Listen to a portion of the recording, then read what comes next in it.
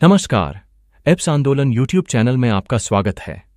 आज हम जिस खबर को आप तक पहुंचाने जा रहे हैं वो सिर्फ एक खबर नहीं बल्कि करोड़ों ईपीएस पेंशन धारकों के लिए आशा की एक नई किरण है।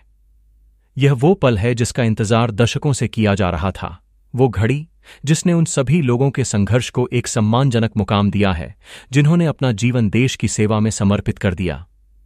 एक ऐतिहासिक निर्णय, संघर्ष की जीत, आपकी पेंशन वृद्धि की वो मांग जो कभी सड़कों पर गूंजती थी, फिर संसद तक पहुंची और अंत में सर्वोच्च न्यायालय में न्याय के लिए गुहार लगा रही थी। अब उस पर अंतिम मुहर लग गई है। जी हां, आपने बिल्कुल सही सुना। आपकी पेंशन वृद्धि की मांग को सैद्धांतिक रूप से स्वीकार कर लिया गया है, लेकिन यह बढ़ोतरी सभी के लिए एक समान नहीं होगी। इसे समझने के लिए आपको एक पहेली सुलझानी होगी, क्योंकि सरकार और कर्मचारी भविष्य निधि संगठन ईपीएफओ ने एक विस्तृत खाका तैयार किया है जिसमें पेंशन भोगियों को उनके योगदान और सेवा अवधि के आधार पर विभिन्न श्रेणियों में विभाजित किया गया है। आपकी पेंशन कितनी बढ़ेगी, यह पूरी तरह से इस पर निर्भर करेगा कि आप किस श्रेणी में आते हैं। इस पूरे फैसले की नींव माननीय सुप्रीम कोर्ट के उस युगांतकारी निर्णय पर टिकी है जिसकी अगुवाई justice UU Lalit, justice Aniruddha Bose और जस्टिस सुधांशु धुलिया की 3 सदस्यीय पीठ ने की थी। इस पीठ ने न केवल पेंशन भोगियों के पक्ष में एक ऐतिहासिक निर्णय दिया, बल्कि भविष्य के लिए एक स्पष्ट दिशा भी तय कर दी है। तो आखिर क्या है वो फैसला? क्या आपकी पेंशन वाकई 7,500 रुपये हो गई है? और वे कौन सी श्रेणियां हैं जिनके आधार पर आपकी नई पेंशन की गणना की जाएगी? इन सभी सवालों का जवाब आपको इस विश्लेषण में मिलेगा। हम आपसे अनुरोध करते हैं कि इस महत्वपूर्ण जानकारी को अंत तक ध्यान से सुनें, क्योंकि यह आपके आर्थिक भविष्य से जुड़ा एक महत्वपूर्ण दस्तावेज है। इसे बीच में छोड़ना या आगे पीछे करके देखना आपके लिए सही गणना करने से वंचित होने का कारण बन सकता है। न्याय की लंबी लड़ाई, सुप्रीम कोर्ट का ऐतिहासिक हस्तक्षेप। आइए सबसे पहले उस कानूनी लड़ाई की गहराई को समझते हैं जिसने इस बड़े बदलाव की नींव रखी। यह कोई एक दिन की कहानी नहीं है, बल्कि यह वर्षों के संघर्ष, कई याचिकाओं और अदालती बहसों का नतीजा है। इसकी शुरुआत तब हुई जब 4 नवंबर 2022 को सुप्रीम कोर्ट ने पेंशन भोगियों के पक्ष में एक बड़ा फैसला सुनाया।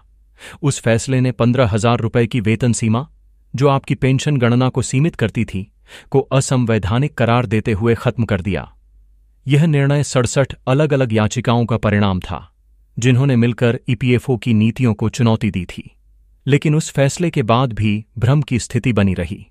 ईपीएफओ ने कई सर्कुलर जारी किए जिससे पेंशन भोगियों के बीच यह स्पष्ट नहीं हो पाया कि आखिर उन्हें बढ़ी हुई पेंशन का लाभ कैसे और कब मिलेगा। इसी भ्रम और देरी के कारण सुप्रीम कोर्ट में एक बार फिर से याचिकाओं का अंबार लग गया। धीरे धीरे लगभग 40 नई याचिकाएं सर्वोच्च अदालत के समक्ष दायर की गईं। मामले की गंभीरता को देखते हुए भारत के तत्कालीन मुख्य न्यायाधीश श्री DY चंद्रचूड़ ने एक महत्वपूर्ण आदेश दिया।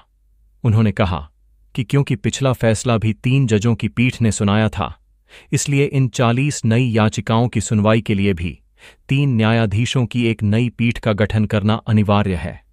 इसी आदेश के तहत justice UU Lalit, justice Aniruddha Bose और जस्टिस सुधांशु धुलिया की एक शक्तिशाली पीठ का गठन किया गया। इस पीठ ने मामले को अभूतपूर्व गंभीरता से लिया और लगातार 7 दिनों तक मैराथन सुनवाई चली। इसमें पेंशन भोगियों, सरकार और ईपीएफओ तीनों पक्षों के वकीलों ने अपनी अपनी दलीलें पेश कीं। 7 दिनों की गहन सुनवाई के बाद पीठ ने अपना फैसला सुरक्षित रख लिया था, जिसे संसद के मानसून सत्र के समाप्त होने के बाद अब सामने लाया गया है। समानता का अधिकार, भेदभाव की नीति समाप्त। इस नए फैसले का सबसे क्रांतिकारी पहलू यह है कि सुप्रीम कोर्ट ने भेदभाव की नीति को पूरी तरह से खारिज कर दिया है। अदालत ने स्पष्ट शब्दों में कहा कि पेंशन भोगियों को उनकी सेवानिवृत्ति की तारीख के आधार पर विभाजित नहीं किया जा सकता। कोई कर्मचारी साल 2004 से पहले रिटायर हुआ हो या 2014 के बाद, इससे कोई फर्क नहीं पड़ता। अदालत ने कहा कि सेवानिवृत्ति की तारीख के आधार पर पेंशन लाभों में भेदभाव करना समानता के अधिकार का उल्लंघन है। इस भेदभावपूर्ण नीति को सुप्रीम कोर्ट ने सिरे से नकार दिया है। सर्वोच्च अदालत ने सरकार और ईपीएफओ को एक कड़ी हिदायत दी है और एक नोटिस भी जारी किया है जिसमें कहा गया है कि सभी पेंशन भोगियों को जल्द से जल्द एक समान और सम्मानजनक पेंशन देने का प्रावधान किया जाए। हालांकि सरकार इस नोटिस पर कब तक कार्रवाई करेगी और नई व्यवस्था कब से पूरी तरह लागू होगी, इसकी कोई निश्चित समय सीमा अभी तक सामने नहीं आई है। लेकिन एक बात तय है कि सुप्रीम कोर्ट ने करोड़ों पेंशन भोगियों के पक्ष में एक मजबूत और स्पष्ट जनादेश दे दिया है। नई पेंशन का खाका, किसे कितनी मिलेगी पेंशन? अब आते हैं उस सबसे बड़े सवाल पर जिसका जवाब हर पेंशन भोगी जानना चाहता है। आखिर मेरे बैंक खाते में कितनी पेंशन आएगी? जैसा कि हमने बताया, आपकी पेंशन को आपके योगदान के वर्षों के आधार पर अलग अलग श्रेणियों में विभाजित किया गया है। तो चलिए, बिना किसी देरी के हम एक एक करके इन श्रेणियों को समझते हैं।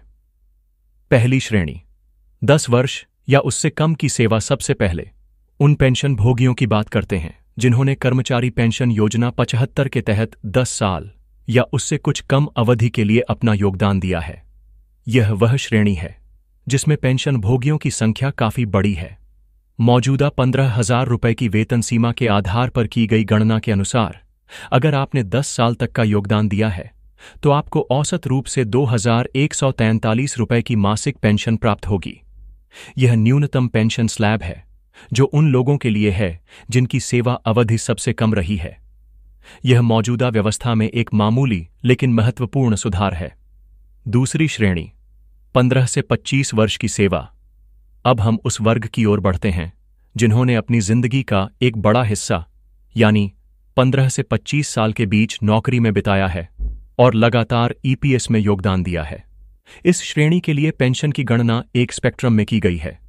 यदि आपकी पेंशन योग्य सेवा ठीक 15 वर्ष है तो आपको 3,215 रुपए की मासिक पेंशन मिलेगी। यदि आपने 20 वर्षों तक योगदान दिया है तो आपकी पेंशन बढ़कर 4,714 रुपए हो जाएगी। और अगर आपने 25 वर्षों की लंबी सेवा पूरी की है तो आपकी मासिक पेंशन 5,576 रुपए होगी। इसे और सरल भाषा में समझें तो इस श्रेणी के लिए एक औसत पेंशन लगभग 4,500 रुपए के आसपास बनती है, बशर्ते आपने 20 साल की सेवा पूरी की हो और आपका योगदान 15,000 रुपए की वेतन सीमा के आधार पर काटा गया हो। यह उन लाखों पेंशन भोगियों के लिए एक बड़ी राहत है जो अभी बहुत कम पेंशन पर गुजारा कर रहे हैं। तीसरी श्रेणी, 30 से 35 वर्ष की लंबी सेवा और 7,500 का सपना। अब बात करते हैं उस मांग की जो ईपीएस 75 आंदोलन का मुख्य नारा रही है, 7,500 रुपए प्लस महंगाई भत्ता डीए। क्या यह मांग पूरी हुई है? इसका जवाब है हां, यह मांग पूरी हुई है, लेकिन यह लाभ सार्वभौमिक नहीं है। यह लाभ उन समर्पित कर्मचारियों के लिए आरक्षित किया गया है जिन्होंने अपने जीवन के 3 दशक से भी अधिक समय तक सेवा की है। जिन पेंशन भोगियों ने 30 वर्षों तक लगातार योगदान दिया है उनकी पेंशन को बढ़ाकर लगभग 5,750 रुपए कर दिया गया है। और वे पेंशन भोगी जिन्होंने 35 साल या उससे अधिक की मैराथन सेवा पूरी की है वे ही उस प्रतिष्ठित आंकड़े को छू पाएंगे। जी हां, 35 साल की सेवा पूरी करने वाले पेंशन भोगियों को 7,500 रुपए की मूल पेंशन के साथ उस पर लागू महंगाई भत्ता भी प्रदान किया जाएगा। तो यह स्पष्ट है कि 7,500 रुपए प्लस डीए का लाभ हर किसी को नहीं मिलेगा। यह एक पुरस्कार है, एक सम्मान है उन लोगों के लिए जिन्होंने अपनी पूरी कामकाजी जिंदगी एक ही व्यवस्था के तहत योगदान करते हुए बिताई है। सरकार और ईपीएफओ के सर्कुलर में इस बात को साफ तौर पर रेखांकित किया गया है। चौथी और अंतिम श्रेणी, हायर पेंशन का विकल्प चुनने वालों के लिए बम्पर बोनस। और अंत में हम उस श्रेणी की बात करते हैं जो पेंशन प्रणाली में एक वास्तविक क्रांति लाने वाली है। यह उन दूरदर्शी कर्मचारियों के लिए है जिन्होंने समय रहते हायर पेंशन यानी अपनी वास्तविक पूरी तनख्वाह पर पेंशन योगदान देने के विकल्प को चुना था। यदि आपने यह विकल्प चुना था तो आपके लिए पेंशन की गणना का तरीका पूरी तरह से बदल जाएगा और यह आपको पुरानी पेंशन योजना ओपीएस के करीब ले आएगा। इस श्रेणी में आपकी पेंशन 15,000 रुपए की किसी सीमा से बंधी नहीं होगी, बल्कि इसकी गणना आपकी अंतिम आहरित वेतन लास्ट ड्रॉन सैलरी के आधार पर की जाएगी। सीधा सा फॉर्मूला है, आपकी अंतिम सैलरी का लगभग आधा हिस्सा आपकी पेंशन होगी। आइए इसे कुछ उदाहरणों से समझते हैं। मान लीजिए सेवानिवृत्ति के समय आपका मासिक वेतन 25,000 रुपए था। इस नई व्यवस्था के तहत आपको 12,500 रुपये की मासिक पेंशन मिलेगी। अगर आपका अंतिम वेतन 50,000 रुपये प्रतिमाह था तो आपकी पेंशन सीधे 25,000 रुपये प्रतिमाह होगी। और अगर आप एक उच्च वेतन भोगी कर्मचारी थे और आपका अंतिम वेतन 65,000 रुपये प्रतिमाह था तो आपको 37,500 रुपये की एक बहुत ही सम्मानजनक मासिक पेंशन प्रदान की जाएगी। यह एक गेम चेंजर है। यह उन लोगों को पुरस्कृत करता है जिन्होंने उच्च योगदान का जोखिम उठाया और अब उन्हें उसका फल एक सुरक्षित और सम्मानजनक बुढ़ापे के रूप में मिलेगा। आगे का रास्ता, इंतजार और उम्मीद। तो दोस्तों, यह है वह विस्तृत खाका जिसके आधार पर आपकी नई पेंशन तय की जाएगी। सुप्रीम कोर्ट का आदेश आ चुका है, पेंशन की श्रेणियों का निर्धारण हो चुका है, लेकिन सबसे बड़ा सवाल अब भी वही है, यह लागू कब से होगा? यह 4 श्रेणियों वाली पेंशन व्यवस्था आपके बैंक खातों में कब से दिखनी शुरू होगी? इसका जवाब पूरी तरह से सरकार और ईपीएफओ की कार्यप्रणाली पर निर्भर करता है। सुप्रीम कोर्ट ने अपनी ओर से रास्ता साफ कर दिया है, लेकिन अब गेंद सरकार के पाले में है। उन्हें एक आधिकारिक और विस्तृत सर्कुलर जारी करना होगा जिसमें इन सभी नियमों और गणनाओं को स्पष्ट रूप से बताया जाएगा और एक निश्चित तारीख की घोषणा की जाएगी जब से यह नई पेंशन प्रणाली प्रभावी होगी। हम उम्मीद करते हैं कि सरकार करोड़ों बुजुर्ग पेंशन भोगियों की पीड़ा को समझेगी और इस प्रक्रिया में और अधिक देरी नहीं करेगी। जैसे ही इस विषय पर सरकार या ईपीएफओ की तरफ से कोई भी आधिकारिक घोषणा होती है, कोई भी नया सर्कुलर जारी किया जाता है या कोई भी बड़ी खबर सामने आती है, हम आपको इसी चैनल के माध्यम से सबसे पहले और सबसे सटीक जानकारी देने का वादा करते हैं। इसलिए आपसे एक बार फिर निवेदन है कि आप हमारे साथ जुड़े रहें, इस चैनल को सब्सक्राइब करें और बेल आइकन को जरूर दबाएं ताकि ईपीएस 75 पेंशन से जुड़ी कोई भी महत्वपूर्ण अपडेट आपसे छूट न जाए। यह जानकारी हर उस पेंशन भोगी तक पहुंचाना हमारा सामूहिक कर्तव्य है जो अपने हक के लिए सालों से इंतजार कर रहा है। आज के इस विशेष बुलेटिन को देखने के लिए आपका बहुत बहुत धन्यवाद। जय हिंद।